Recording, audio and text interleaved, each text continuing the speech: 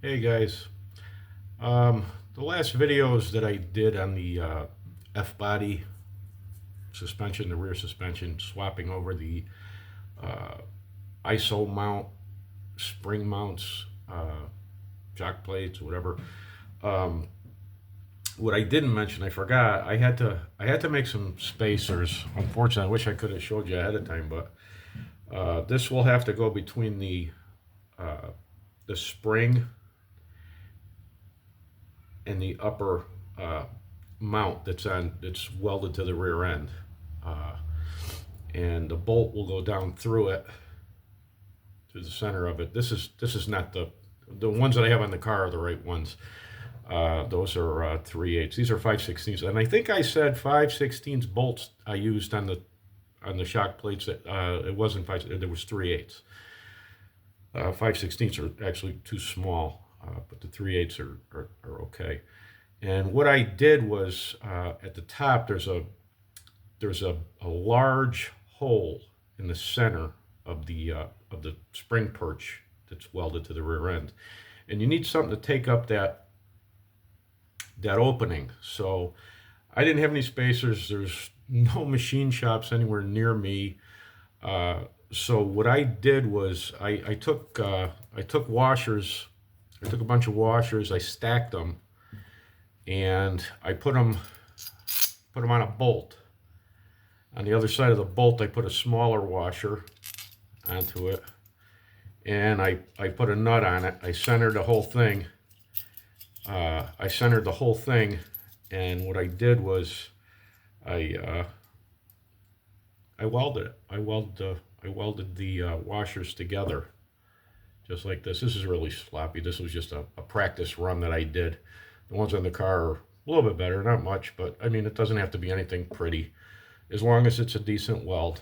And what I did was I put the head of the bolt in my vise, um, right here, and I tighten the nut down.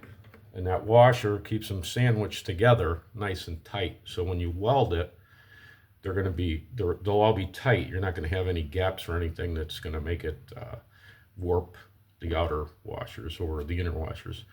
Um, so what I did was all you need to do is just short arc it. If you got a MIG or even a stick welder, just short arc it. Just bzz, bzz, bzz, all the way around. You could go around a few times if you have to, and then you can loosen this up.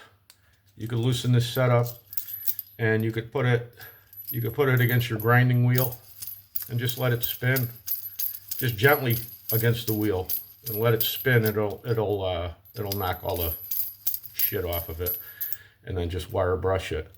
And then when you're done, you can use that for your spacer. It's got to be a 1/4 inch thick, roughly a 1/4 inch thick. And I think I used 1.5 inches. The washers are 1.5 inches outer diameter.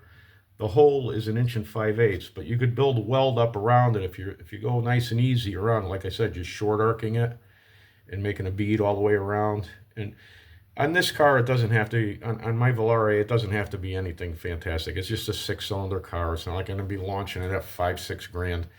It's just a daily driver. And once the load is where it wants to be, it's fine. It's not going to move or anything. But that's it. Just weld it together. You squeeze them together like I showed you with the bolt, the other washer and a nut, and just short arc it with your welder all the way around.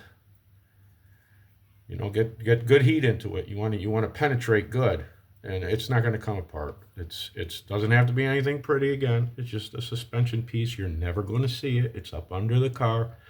Uh, you don't you don't have to have it pretty. That's all I'm saying. But you have to have a spacer in there. If you don't, and use grade 8 hardware, grade 8 bolt, grade 8 washer, grade 8 nut. I use some Nylox with 3/8, 2.5 inches long. On this Volare, it's just a 4-leaf leaf spring. It's nothing. It's not a 5-on-1, a 6 on the other, or whatever. 5-on-5, 6-on-6. It's just a slant 6 car. It's nothing that's going to be doing big burnouts or anything like that. I don't even know if it could do a burnout, for crying out loud. But yeah, if you're in a position like me where you don't have a machine shop close by, I'm not going to drive an hour just to have them make a couple of spacers for me. So I just did it. Hillbilly weld on it, and it's fine. It's not going to go anywhere. And so if you do it on a performance car, I would go to a machine shop and have, you know, good aluminum or steel spacers made, just, you know, for peace of mind, safety, and you know, all that kind of stuff.